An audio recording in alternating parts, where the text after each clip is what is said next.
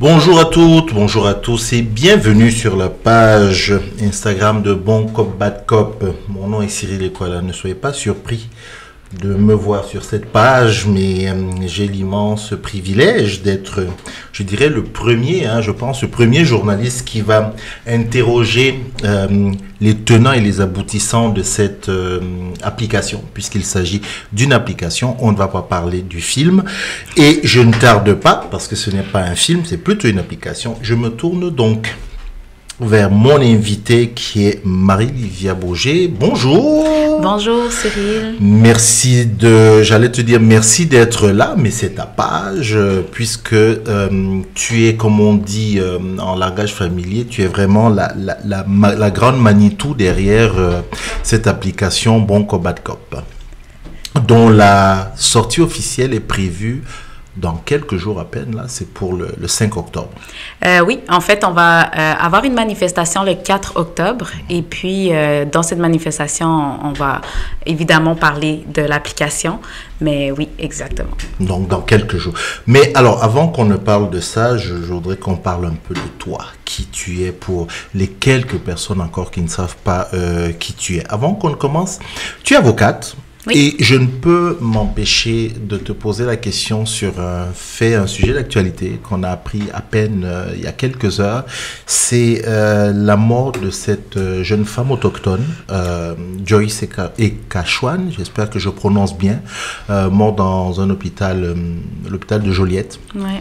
Après qu'elle ait fait justement un live, un peu comme nous, mais pas sur Instagram, c'était sur Facebook et tout. Puis il y avait des propos, comment je vais dire ça, abject, très raciste. Ouais. Je sais que ce sont des choses qui t'interpellent. Quelle a été ta réaction quand tu as entendu ça? Ben, c'est sûr que là, malheureusement, c'est ça, quand on parle du racisme systémique, c'est parce qu'il est partout, dans toutes les sphères de la société. Et puis, c'est tellement dérangeant de savoir que ce genre de choses se passe. Mais moi, ça m'a juste fait penser à des expériences personnelles à l'hôpital, dans ma famille, d'autres personnes, d'autres témoignages que j'entends tout le temps, que, tu sais, si on n'est pas entouré, s'il n'y a pas quelqu'un de notre famille qui est toujours avec nous à l'hôpital pour vérifier qu'est-ce que les gens font, ben malheureusement, le destin de Joyce, c'est quelque chose qui peut arriver, puis qui n'est pas quelque chose de nouveau. Hein? Exactement, pas de nouveau du tout. Puis c'est pas quelque chose qui va disparaître si on se penche pas sur cette question-là. Puis c'est vraiment malheureux. Mais c'est bien aussi qu'elle a pu faire ce live, qu'elle a pu elle-même montrer qu'est-ce qui se passait, parce que sinon elle serait décédée. Puis sa famille aurait juste dit comment. Ça serait seulement sa famille qui serait là à se poser la question, c'est quoi le problème?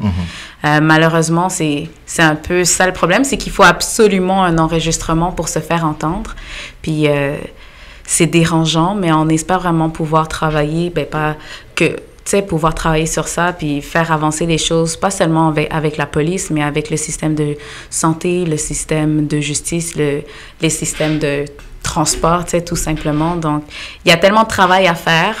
Ça fait juste rappeler ça, puis je veux dire mes condoléances à la famille de Joyce, parce que c'est sûr que c'est quelque chose qui est vraiment horrible. Qu'est-ce qui est arrivé? Qu'est-ce qui est arrivé, effectivement. Ouais. Mais ça confirme, en fait, des choses que, je dirais, peut-être nous connaissons déjà qui se passe dans la société. Ouais. J'ai dit que tu étais avocate. Et évidemment, ça, je peux pas...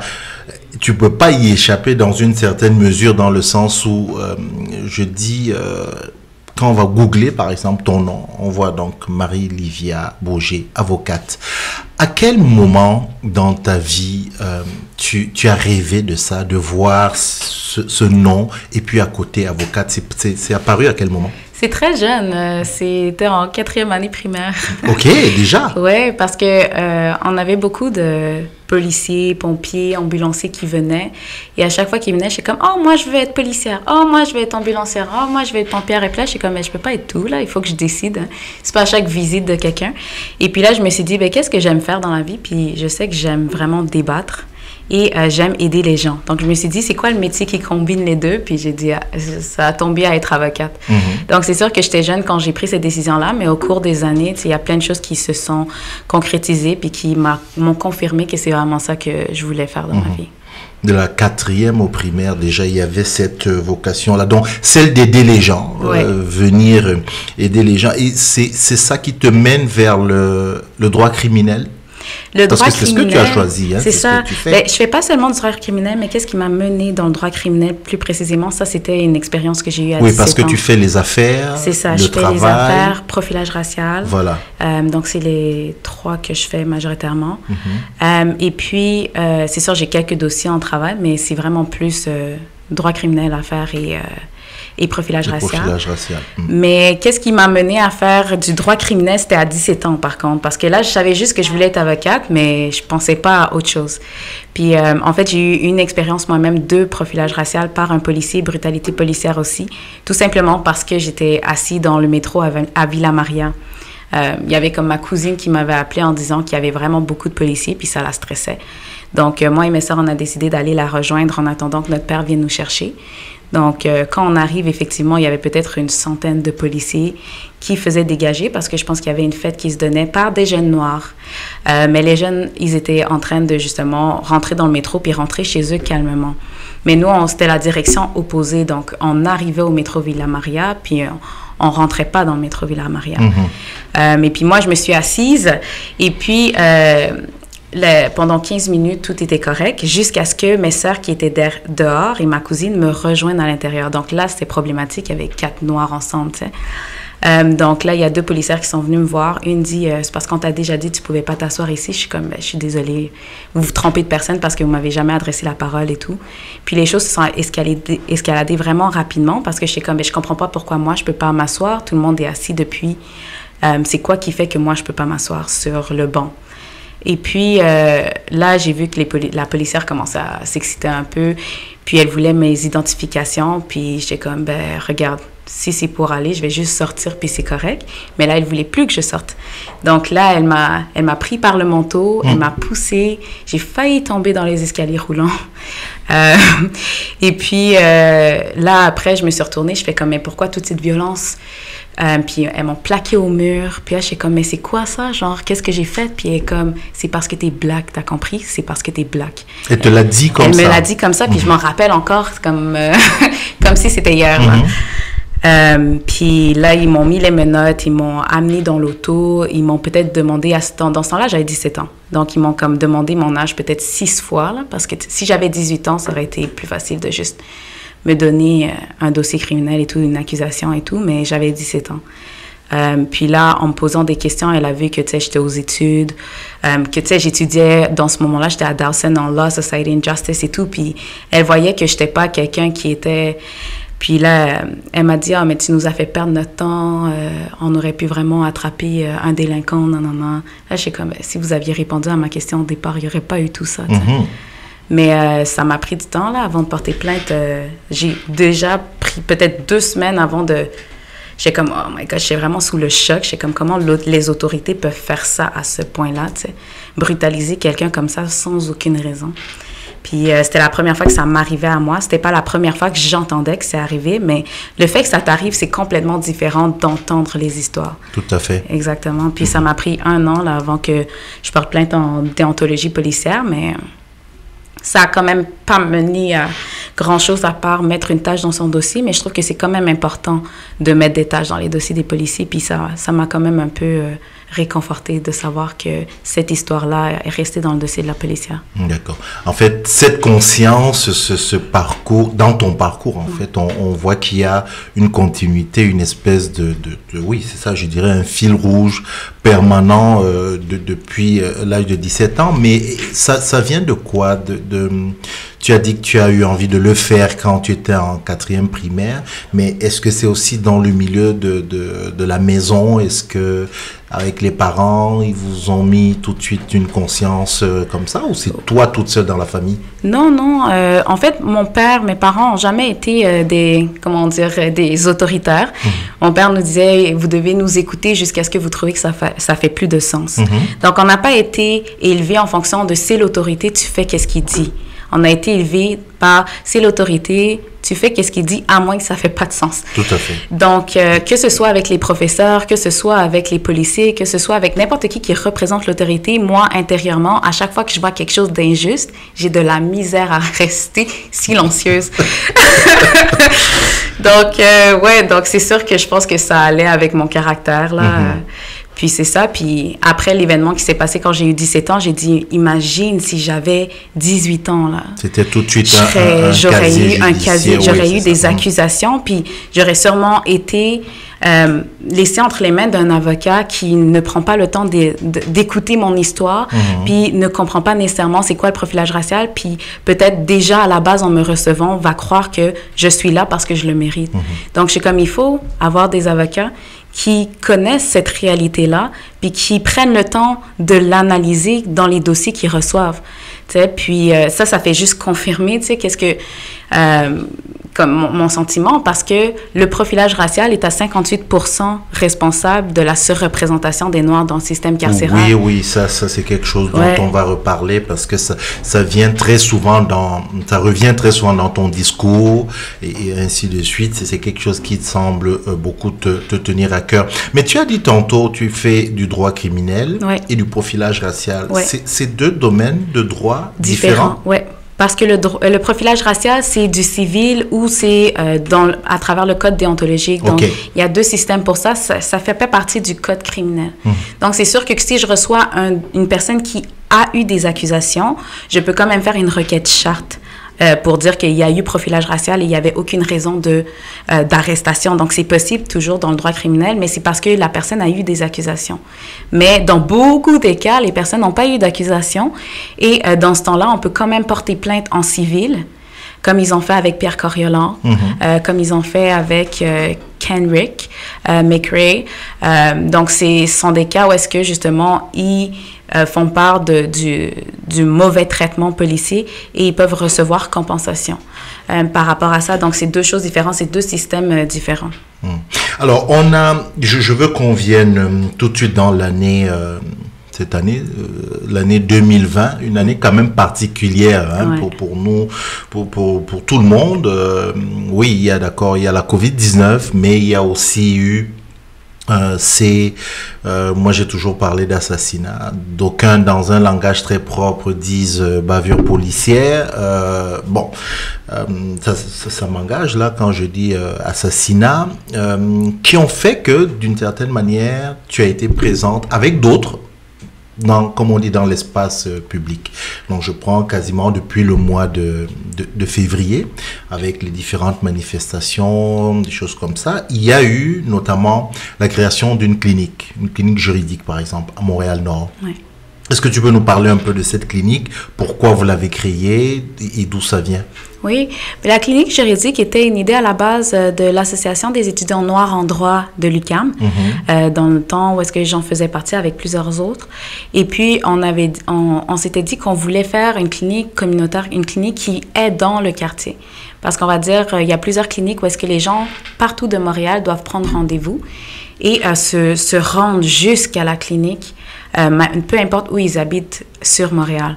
Donc, on s'est dit que si on va dans les quartiers puis qu'on donne de l'information juridique là, ça va être plus simple pour les personnes de recevoir de l'information juridique. Donc, on avait commencé, la première fois qu'on l'avait fait, on avait commencé avec le centre multiethnique à Montréal-Nord. Et en fait, c'était sur demande. On y allait quand quelqu'un demandait des informations, donc on y allait. Et puis, quand je suis devenue avocate et tout, je me suis dit, pourquoi pas faire ça plus concrètement. Et puis, grâce à Hoodstock, on a pu avoir un local à nous où est-ce qu'on pourra recevoir des personnes sans rendez-vous et avec rendez-vous. Donc, la clinique va offrir des ateliers. On espère pouvoir faire des ateliers avec des jeunes au secondaire, avec des organismes. On parle déjà avec le collectif Bienvenue, qui est un organisme qui travaille avec les réfugiés pour justement faire du contenu spécifique aux réfugiés.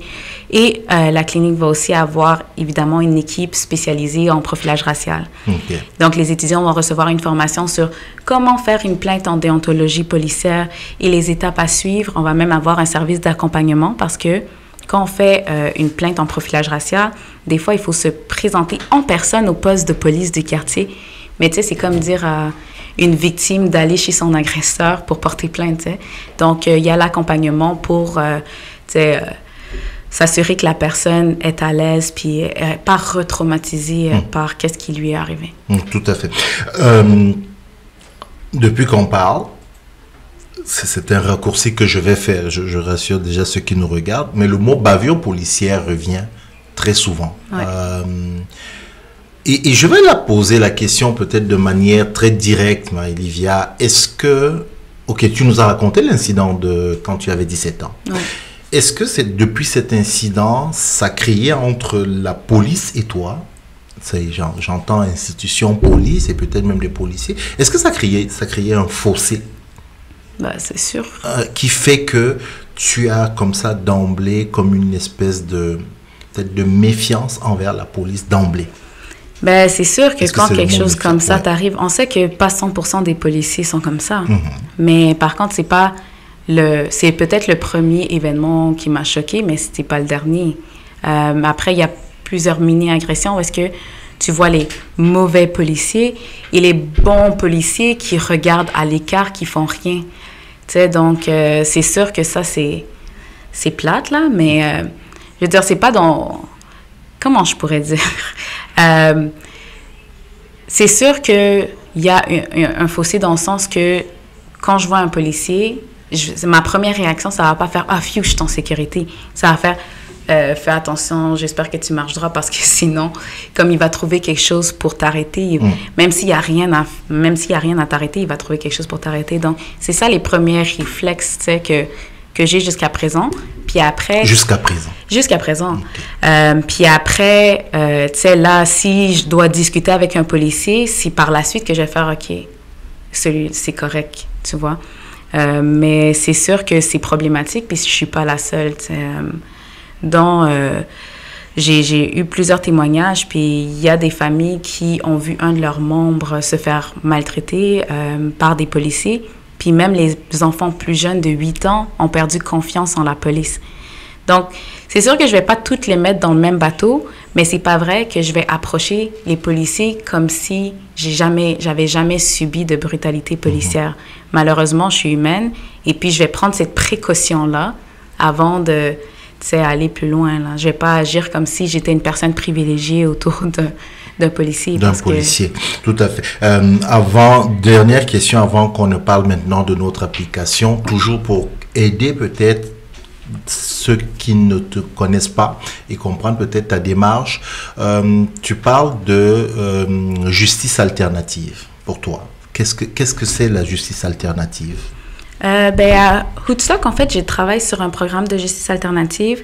La justice alternative, c'est une justice, mais à l'extérieur du système de justice qu'on connaît, donc devant le juge, à la cour. Donc, c'est une autre manière de dealer avec les infractions. Donc, on va dire, il y a beaucoup de programmes de justice alternative qui existent déjà au Québec. À Montréal, plus spécifiquement, on a le programme EVE, qui sont pour les femmes qui ont commis des crimes économiques. Donc, les femmes, on va dire, qui ont volé au magasin, etc., elles peuvent passer par ce programme-là et ça les empêche d'avoir un dossier criminel. Donc, c'est comme, on va dire, une barrière ou une protection avant d'avoir un dossier criminel. Donc, il y a plusieurs types de programmes comme ça, comme pour les personnes qui ont des problèmes de toxicomanie, pour les personnes qui ont des problèmes d'itinérance, pour les personnes... tout récemment, il y a le programme de mesures de rechange pour adultes aussi. Donc, dépendant de l'infraction que tu as commis, tu peux rentrer dans ce programme-là et avec peut-être la médiation avec la victime ou des heures de communautaire pour responsabiliser la personne, leurs dossiers criminels peuvent être effacés. Tout à fait. Et présentement, avec Woodstock, toute cette année, en fait, j'ai travaillé sur la création d'un programme de justice alternative par et pour les personnes noires. OK. Donc, ce programme-là se spécialise par rapport au fait que une personne noire qui est arrêtée, il faut prendre en considération qu'elle a probablement été victime de profilage racial et elle est presque à 100% victime du système, du racisme systémique.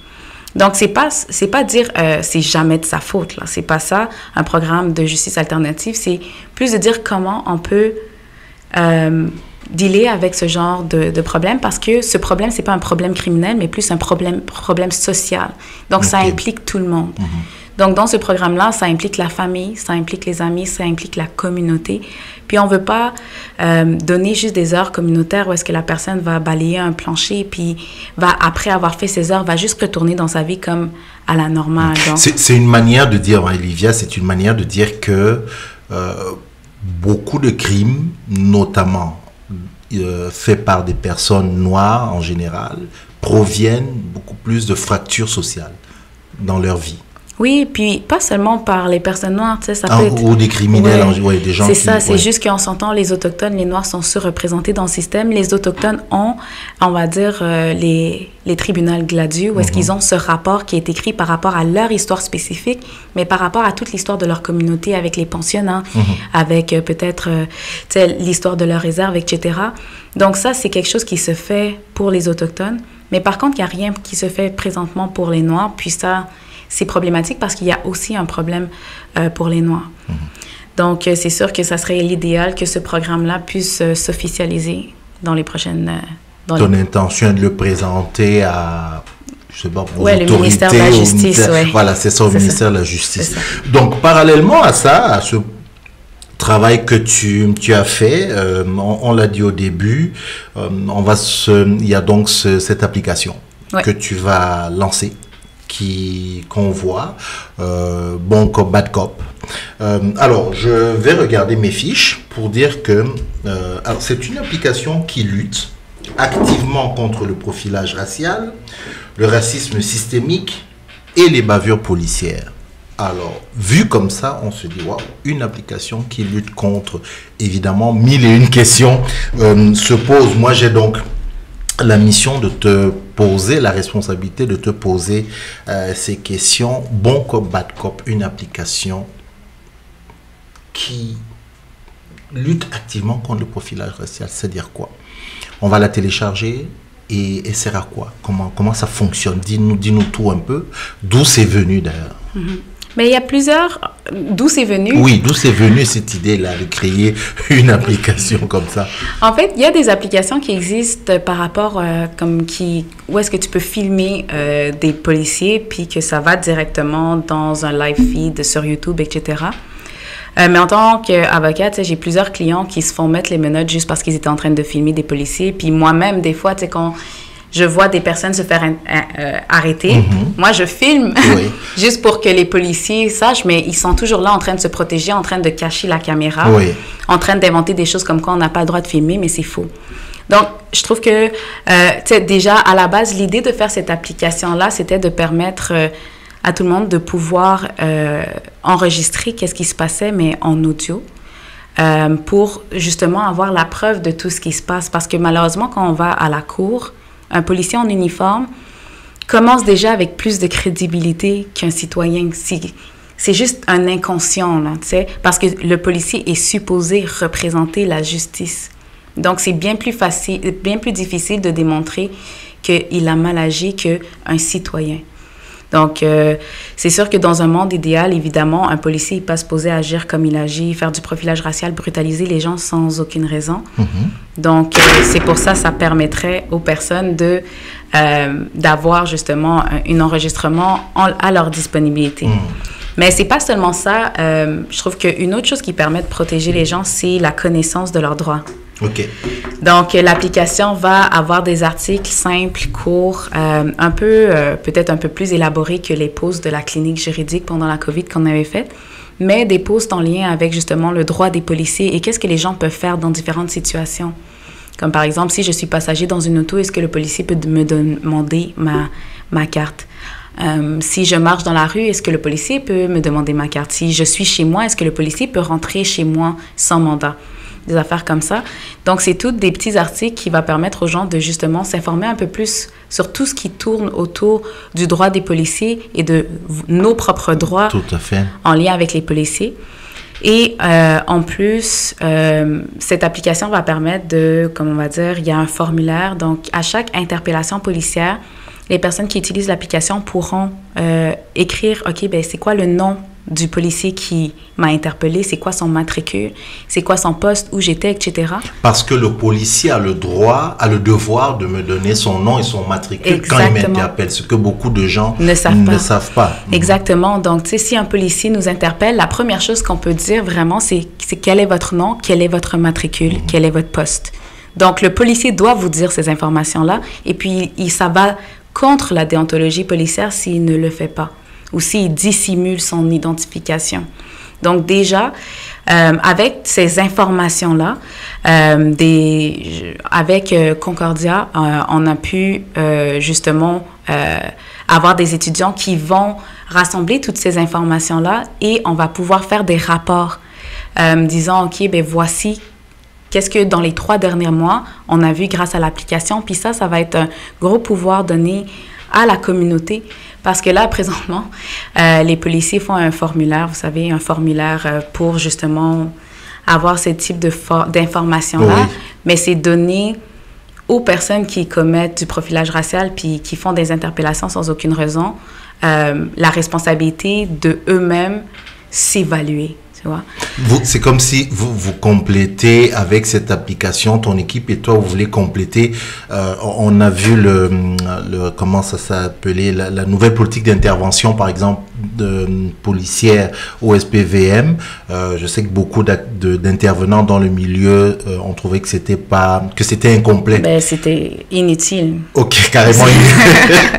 Carrément inutile. Ouais. Et donc, ça complète un peu.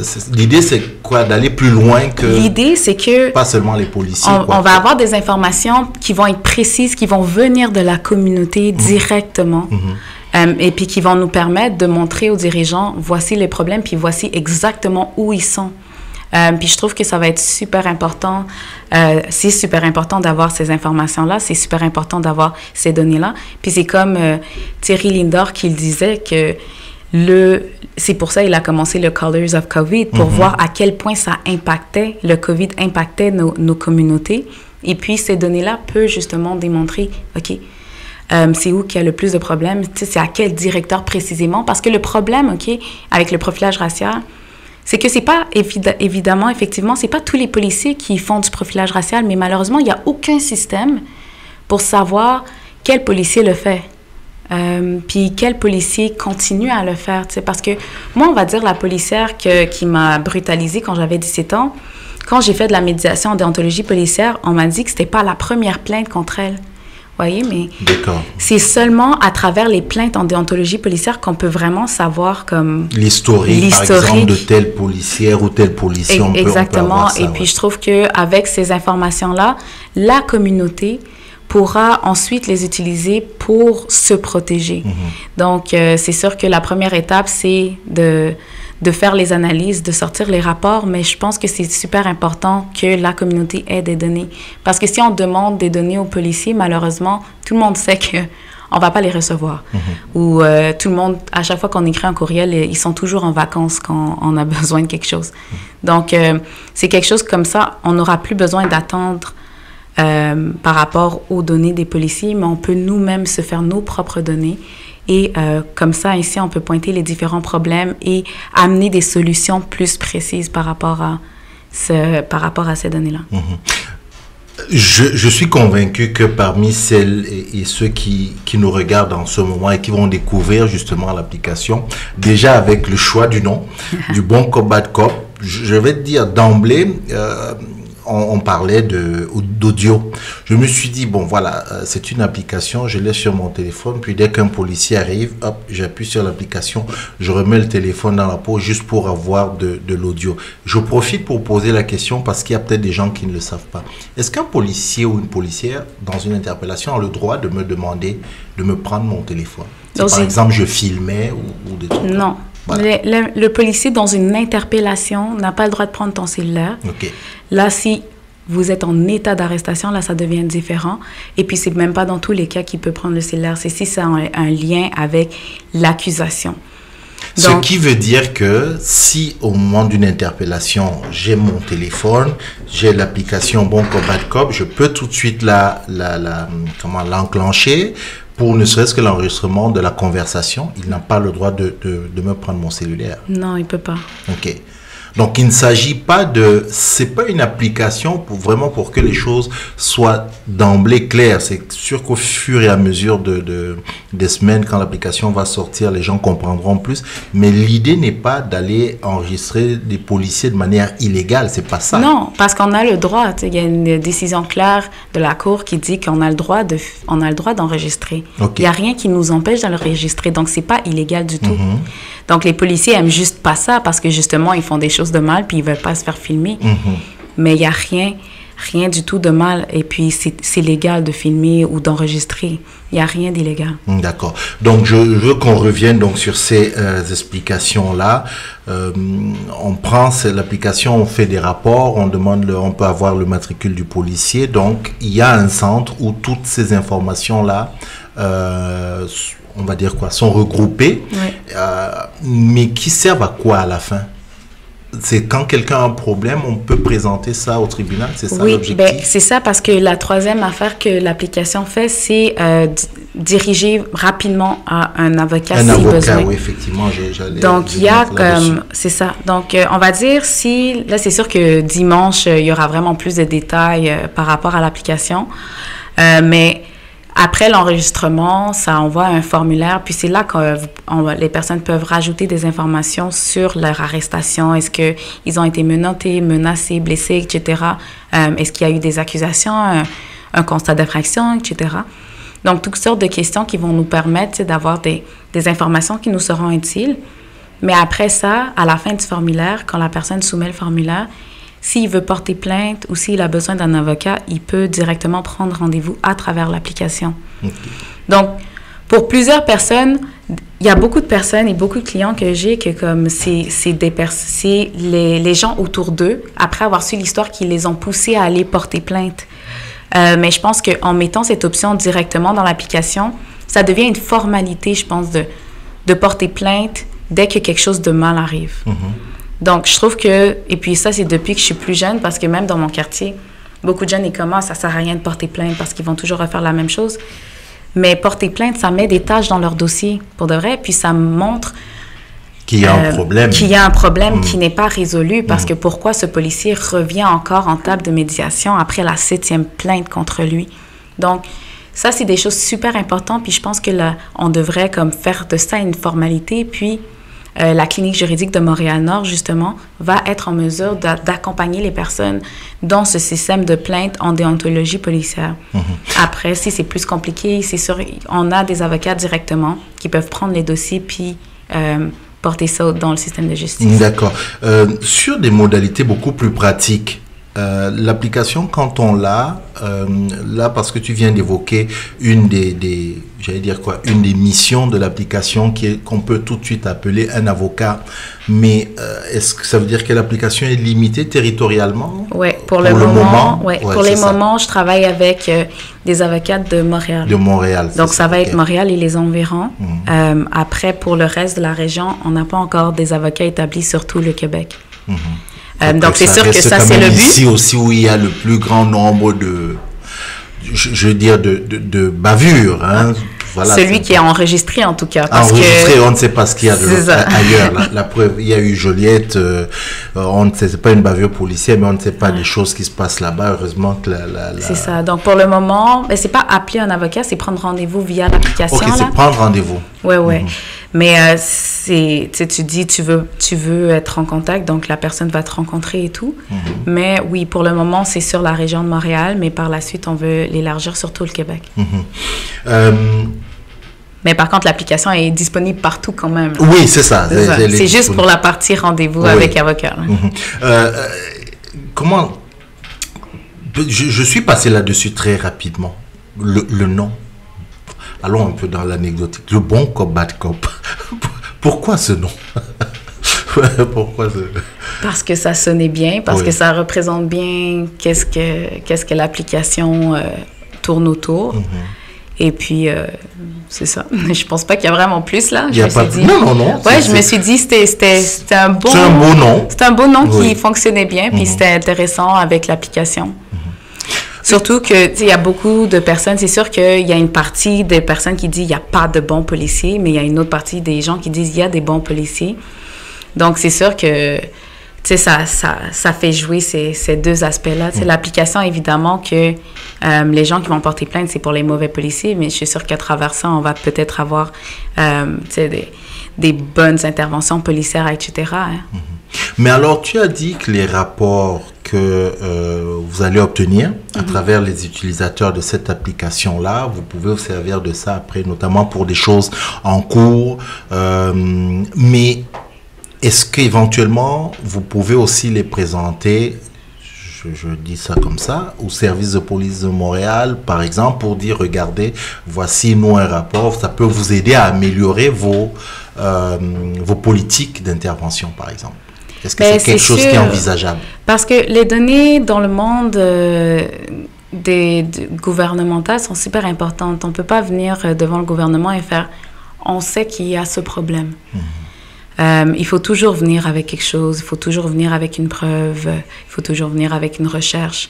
Donc ça va déjà à la base nous donner toutes les informations nécessaires, puis c'est pas quelque chose qui va utiliser de l'argent des contribuables. Exactement, parce que la recherche qui a été faite par les policiers en novembre, je veux dire, c'est pas des choses de nouveau, mais ils ont utilisé le budget de la police encore pour faire ça, pour payer les recherchistes.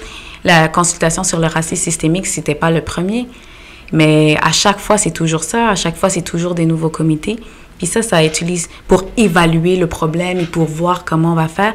Mais grâce à ces rapports-là, on va déjà comme pointer c'est quoi les choses et amener directement des solutions, peut-être voir comment nous, en tant que communauté, on peut amener des solutions en voyant qu'est-ce qui se passe exactement, où ça se passe, etc.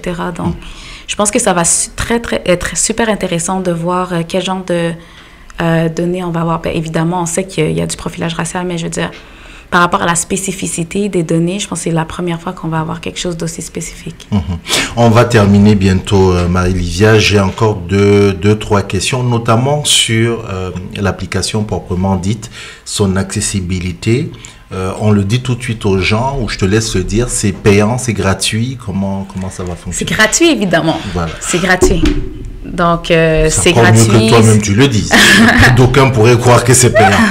C'est gratuit, ça va être accessible sur Apple Store, sur Google Play, puis c'est ça. Les personnes vont avoir eux-mêmes accès aussi à leurs données personnelles, comme leur audio, puis aussi ils vont avoir une page sur quand est leur rendez-vous, etc. Mais tout ça, c'est gratuit, puis l'important, c'est vraiment d'augmenter au maximum la connaissance des gens par rapport à leurs droits avec la police, parce que ça, je trouve que c'est la première barrière aux bavures policiers. Comme les policiers qui s'essaient, mais qui sont pas trop tough, mais juste le fait qu'ils savent qu'ils voient que tu connais tes droits, voilà. Ça va les faire reculer.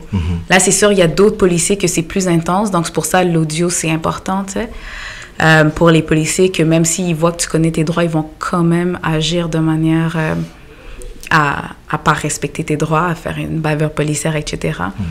Donc, c'est ça. C'est ça. Il faut que j'avoue une chose, notamment quand on va sur les pages de la clinique, la clinique juridique de Montréal-Nord. Vous avez un ensemble de petites fiches, par exemple, qui permettent aux gens de voir un peu, qui sont très, très facilement compréhensives et lisibles. Donc, c'est à peu près la même chose que vous allez faire dans cette application-là. C'est sûr que les gens auront droit à ces petits articles-là. C'est ça, c'est sûr que ça va être un peu plus complexe qu'un petit post, mais ça va être le plus simple possible. Parce que je pense qu'en tant que juriste, des fois, on oublie souvent qu'en première année, on ne savait pas c'était quoi un article et un alinéa.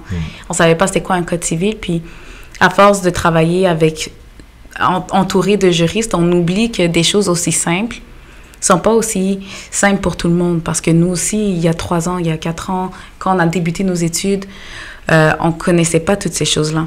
Donc, c'est pour ça que j'aime vraiment bien mes bénévoles, parce qu'ils développent justement cet aspect de vulgarisation, puis de laisser les choses très, très claires et très, très simples. On a donc vu, parce qu'il y a 4 axes, grosso modo, la mission, la vision, l'objectif, l'agenda.